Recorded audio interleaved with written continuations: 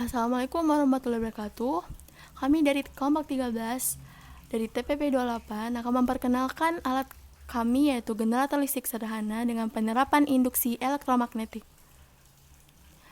Kami beranggotakan 5 orang, yaitu Anissa Dwi Wulandari, Arista Aprilia, Muna Alfareza, Ayu Sintaria Sinaga, dan Winanti Lika Putri. Generator listrik dalam kegiatan sehari-hari tidak terlepas dari penggunaan listrik. Listrik yang digunakan dalam kehidupan sehari-hari biasanya dihasilkan dari PLTA, PLTU, dan sebagainya. Akan tetapi, ada alat lain yang dapat dijelaskan sebagai sumber energi listrik. Salah satunya adalah generator yang menjadi alat praktik tugas RBL kami, dan menerapkan ilmu fisika dan mengangkat konsep induksi elektromagnetik. Generator ini telah memenuhi kriteria karena di dalamnya terdapat perubahan dari medan magnet menjadi energi listrik, sebagaimana konsep dari induksi elektromagnetik. Pada gambar, kami menggunakan prinsip generator DC, yaitu generator arus arah. Adalah alat konversi energi mekanis berupa potongan dari turbin menjadi energi listrik arus yang bergerak dengan searah. Energi mekanik pada generator digunakan untuk memutar kumparan kawat penghantar di dalam medan magnet. Berdasarkan hukum Faraday, pada kawat penghantar akan timbul GGL induksi yang besarnya sebanding dengan laju perubahan flux yang dilingkupi oleh kawat penghantar. Dengan berdasarkan pada GGL, alat dan bahan yang kami gunakan yang pertama dinamo, gear, lampu LED, baling-baling, besi, dan kabel penghubung. Pada alat ini terdapat sebuah besi di mana besi tersebut terhubung ke baling-baling dan dinamo atau generator yang terbatasi oleh gear. Saat baling-baling berputar, gear juga berputar, maka terjadi arus listrik yang dihasilkan oleh dinamo yang bekerja secara mekanik, menciptakan flux sebagai penghasil listrik yang di dalamnya terdapat kawat tembaga untuk menaikkan tegangan listrik yang dihasilkan. Arus induksi mengalir ke lampu LED melalui kabel penghubung dan akan langsung menyala jika baling-baling digerakkan.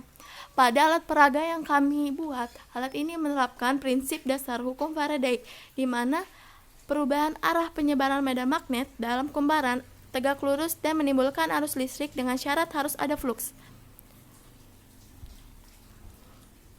Perhitungan yang kami gunakan ini bertujuan untuk mengetahui pengaruh frekuensi dengan kekuatan 5, 10, 20, 30, 40, dan 50 Hz dengan kecepatan pemutaran baling-baling dalam menghasilkan energi dengan rumus Ns sama dengan 120 F per P dengan keterangan Ns sama dengan kecepatan sinkron dari baling-baling, F sama dengan frekuensi, P adalah jumlah kutub.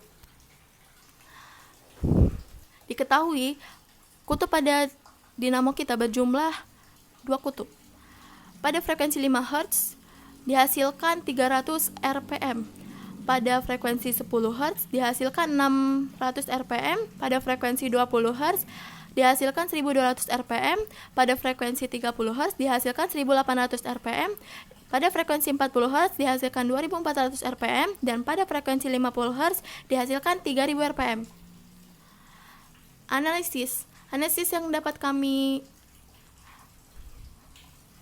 simpulkan yaitu pada frekuensi 5, 10, 20, 30, 40, dan 50 Hz ini kami lakukan dengan tujuan untuk mengetahui pengaruh besar frekuensi dengan kecepatan pemutaran baling-baling. Jika frekuensi 5 Hz, ternyata pemutaran baling-baling harus dilakukan dengan kecepatan 300 rpm. Pada 10 Hz harus dilakukan pemutaran 600 rpm. Pada frekuensi 20 Hz dilakukan pemutaran sebesar 1200 rpm. Pada 30 Hz dilakukan pemutaran sebesar 1800 rpm. Pada 40 Hz dilakukan pemutaran sebesar 2400 rpm. Dan pada 50 Hz dilakukan pemutaran sebesar 3000 rpm. Jadi prinsip ini sama kerjanya dengan pembangkit listrik yang mempunyai turbin seperti PLTA, PLTU, dan lain-lain. Jadi, dapat dipastikan agar lampu dapat terang sempurna, maka baling-baling harus diputar dengan cepat dan stabil kecepatannya. Hal ini berkaitan dengan nilai GGL atau gaya gerak listrik yang tinggi karena putaran magnet kumparan bergerak dengan cepat sebanding dengan laju perubahan flux yang terjadi, maka nilai frekuensi akan besar.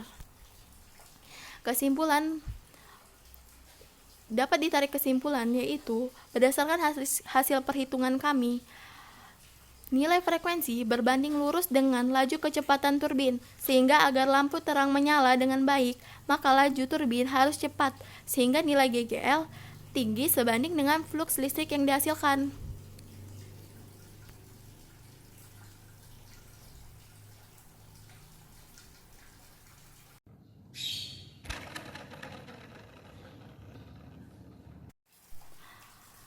Generator sederhana ini memiliki keunikan tersendiri bagi kreator-kreator yang biasanya mengolah barang bekas.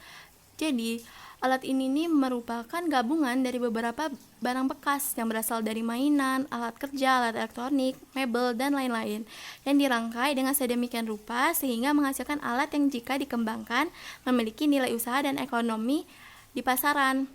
Jika dikembangkan lebih kreatif lagi, alat ini dapat dibuat menjadi mainan anak yang dapat bergerak tanpa menggunakan subsidi tenaga listrik, karena alat ini sudah dapat menghasilkan listrik secara stabil tanpa perlu di-charge, sehingga lebih efisien. Selain itu, alat ini juga mampu mengurangi dampak pemanasan global, karena alat ini sangat ramah lingkungan tanpa menghasilkan polusi dan sebagainya. Tetapi, kelemahan alat ini, setiap alat yang baru dibuat pasti memiliki kekurangan, seperti alat yang mana jika digunakan harus sesuai dengan situasi dan kondisi setempat. Jika alat ini digunakan dengan tenaga air, maka debit air akan sangat berpengaruh terhadap gerakan baling-baling, dan jika digunakan tenaga angin sebagai tenaga utama, maka hembusan angin akan dipengaruhi kepada pergerakan baling-baling untuk menghidupkan objek. Hal tersebut kurang efisien jika digunakan dalam waktu terus-menerus. Harapannya, ke depan alat ini dapat dibuat lebih menarik dan kreatif lagi, serta dibuat lebih efektif lagi agar membuat alat ini lebih mudah digunakan tanpa mengenal kondisi apapun, dan membuat alat ini tidak bergantungan terhadap yang lain. Maksud saya terhadap yang lain. Terima kasih. Sekian penjelasan RBL dari kami dengan judul Generator Listrik Sederhana. Jika ada kesalahan, kami mohon maaf. Wassalamualaikum warahmatullahi wabarakatuh.